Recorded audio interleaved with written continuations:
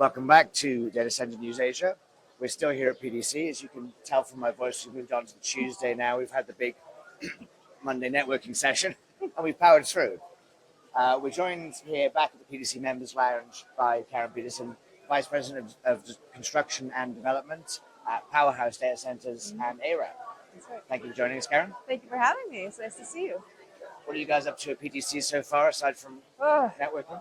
Yeah, well, we are meeting heavy and deep into deals. So it's been a really good, successful trip already so far for us. We've been really excited.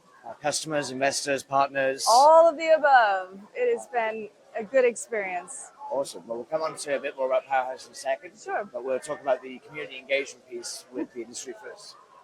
I was just about to ask you about PowerHouse, so... We do the intro, that's more sensible. Yeah, so for anyone who's not familiar, obviously most of the people who listen in are APAC focused.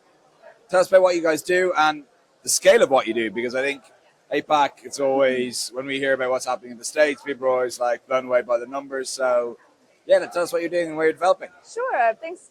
So PowerHouse is a wholly owned subsidiary of ARAP American Real Estate Partners. So we started about 22 years ago in the office space market, and we have switched over to the data center vertical about 4 years ago now. Started in Ashburn. We've quickly grown a portfolio from the area where it's most concentrated for all data centers. For everybody who does not know where the most data centers are in the US, it's in Ashburn. And so we started there and now branched out to other markets across the US. Our current portfolio is about 60 buildings in pipeline with about 6 gigawatts of power.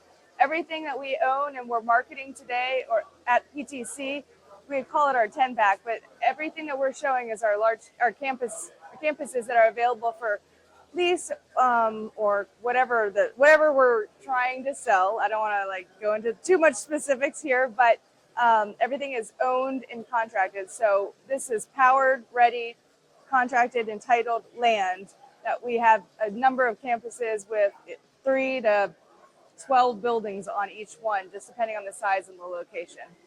6 gigawatts. Yep. 6,000 megawatts. That's a lot more than we're normally announcing on some of the Asia episodes.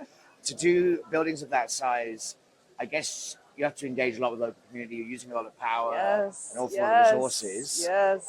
What's the mood on the ground right now in the US? Like we see cities in Europe and Asia where people are pushing back against data centers being built near them, but they still want the investment, they still want the tech. Yeah. How are you seeing this across the United States at the moment? It's a really good question. We are seeing a little bit of industry pushback in some of our major market areas.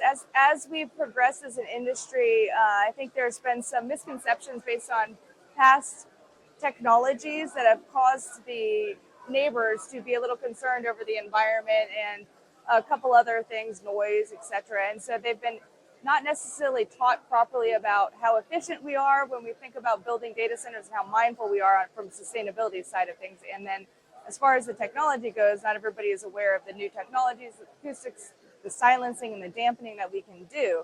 And so when we go into areas like Ashburn, where it used to be very, very data center welcoming, now it's the political climate has completely changed.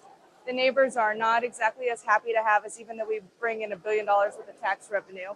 It's not because they are so rich now as a county, they don't need our revenue. So they're not as excited to have us, and they want to have, so it's a little bit more of a pushback. Plus there's a power situation in the area too. So people are starting to look outside of the area and outside of Ashburn and spreading to tier 2, tier 3 markets. And then what we find across the US is that depending on the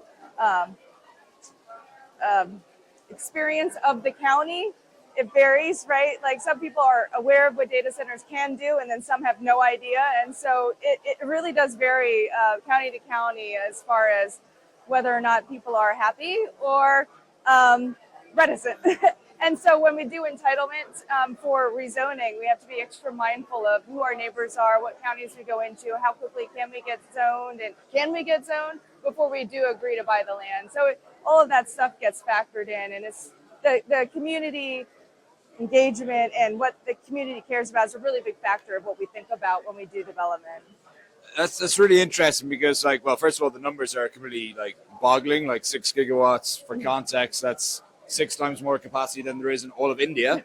which is 1.4 billion people, right? So numbers mind-boggling. But in terms of like the really practical things that you can do to actually engage the community, example, Korea, very difficult to build a data center anywhere near resi, hospitals, school, any sort of kind of community building like that. They just basically don't understand DCs and the benefits they bring. But what are kind of the practical steps that you guys have taken to kind of assure people that DC development is actually good? Yeah, it's a really good question, and it's a hard one. It's a really hard one. So when we think about sustainable development and going into these counties, we do have to come up with an explanation of what a data center is and what is it that we do as provide the benefit to the county, right? Because some people just don't know. And so that's part of what we do talk about when we go through the rezoning process. But as far as like PowerHouse and our sustainable mindset and being a sustainable developer, we have a community engagement program that really looks at putting the human first. And so we focus on what does it mean and treating people as humans first as it ends, not as a means to an end. And so what that does is it builds a team that's collaborative and thoughtful up front. And then you build on that a community engagement program that takes the hearts and minds of the project team, links them into what they care about that the community already has a need for.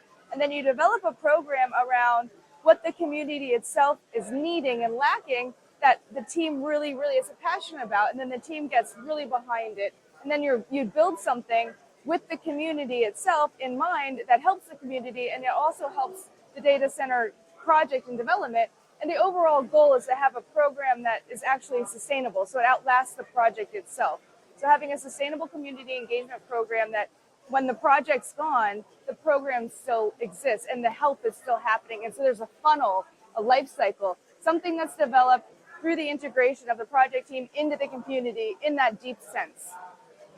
It's interesting that you're having to go into that level of detail, but I suppose it makes sense when you're setting up resources. But you're now seeing some of these smaller towns, I guess, reaping the benefits. Yep. You mentioned earlier some of the locations you guys are in. Ashburn was no surprise. Dallas, I think that's a pretty hot spot. Louisville, that was one that I hadn't heard anyone say yet. Oh, really? Do you see these kind of second tier, not as cities, but as data center markets coming online and being increasing part of market in the future? Yeah, 100%, especially with AI workloads. When you don't have cloud, the latency is not necessarily a factor. So what you're looking at more is trying to find availability zones. And so you're looking at multiple campuses in a certain area. So it's not necessarily have to be tethered so closely to a tier one market.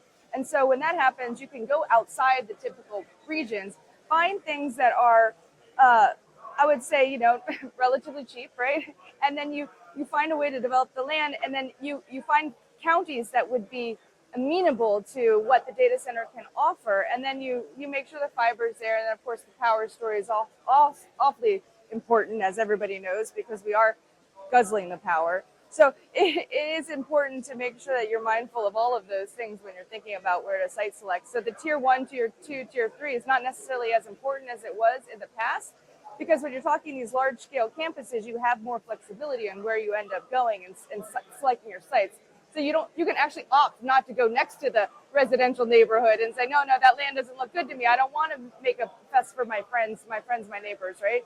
And I mean, people always say, well, I don't want a data center in my backyard. Okay, well, that's great. But when you think about the alternatives, I mean, a shopping mall is going to have a ton of traffic. You're going to have a lot of traffic on the roads. Data centers are relatively quiet. We bring in a ton of money. And then you think about, well, it's better than graveyard, So it's like you have to put things in perspective, right? And so anyway, I just think once you get the community engaged and you're able to have these kind of person-to-person conversations about what benefits that we do provide, because the data center industry, as you guys know, is a public utility. We cannot live in society without the data center industry. So it is truly a utility, a service that we're providing our communities. And so we have to help them see that so that we can all work together. So otherwise society is not going to progress. So, and just for like context, so like we were kind of talking about it before we came on camera, like APAC is kind of generally behind the trend in terms of what's happening in the States, and you were talking about like 3 to 12 building campuses, 6 gigawatts. How big are the individual campuses? Because like I said, in APAC, we hear stuff coming out of the US and kind of blows our minds. So, like, what are we kind of talking about here? So we have like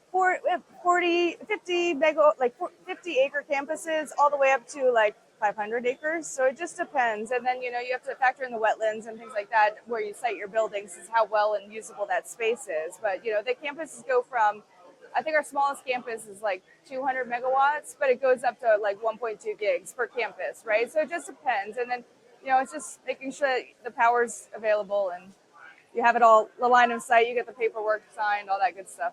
So a campus with the capacity of Singapore, which is our tier one market. That's where you got to have the capacity. AI's coming, right? It's here. Right. So the fact that the industry seems to have got over some of the hurdles in terms of community engagement, in terms of sustainability that it had in the US a couple of years ago, what lessons do you think we could take in terms of how we engage with the community as an industry in other geographies? It's so hard because every community's got different idiosyncrasies, and you have to understand the culture and how to really, really make a meaningful impact. But I always start with, bringing the human back, figuring out, you're talking to another person. What are your similarities? How do you get to the baseline of that?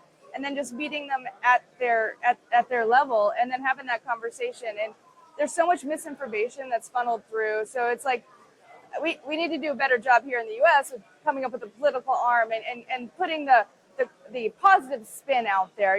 We're trying, we're making like little strides, but we really need to do a coherent effort to put almost like a marketing thing out there that says, look, here are the positive benefits and get them to understand that, your life wouldn't be what it is today without us. So as opposed to being our enemy, let's become allies and let's see how can we work together to make it mutually beneficial so that way you have what you need and we're able to support that. And Karen, you don't look like you're partying right now. You're dressed formally. You're going to your presentation or speaking on stage. Yep. But you have been networking this week. Yes, I've been networking a little bit. Which event was your favorite? Well, I need to have to, of course, say our event was the best event possible. We went at Morimoto's. It was a packed house, and you didn't need to go anywhere else because everybody you needed to network with was right there. We had Camus wine and Silver Oak. We had past sushi, past hors d'oeuvres, and open bar for 4 hours. Well, we're hoping you'll get us invited to that one next year. It sounds like a good event. Yes, I will, for sure. Of course. Thank you very much. Thanks, everyone. Thanks for joining. Hey, nice to meet you. Thank you, guys.